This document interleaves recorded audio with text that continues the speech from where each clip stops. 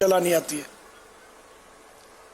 Scooter चलाने का मौका नहीं मिला, चलाई नहीं क्या, कि मतलब इस तरफ तवज्जो नहीं गई, वरना दोनों एक ही, दो बाबा दोनों टायर पे चलती है। दो टायर पे साइकिल पे, दो टायर पे मोटरसाइकिल पे चलती है।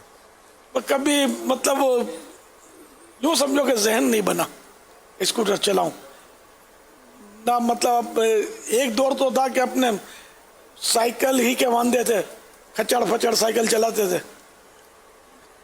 और स्कूटर लेने का तस्वुर नहीं था। और जब ये कि दाऊद इस्लामी बन गई जैसे, तो अब स्कूटर पे इस्लामी भाई इधर उधर ले जाते थे मुझे, यानी कोई जहन नहीं बना मेरा समझो स्कूटर लेने का। तो घोड़ा लेना आसान है यार, इसका घास डालना, इसकी रखवाली करना, इसके लिए तवेला जो भी है उसको बंद करके संभाल के रखना, ये बड़ा मसला है। दिन चोरियां होती है स्कूटर, फिर इधर तो कभी पंक्चर हो गया, तो कभी गिर पड़ी, तो ये हो गया, तो सारा को खिदमत करनी पड़ती है। अब स्कूटर भी मिल जाती थी और ड्राइवर भी मिल जाता था और खर्चा भी नहीं होता था, यूँ गाड़ी अपनी दवा थी। 10 बजे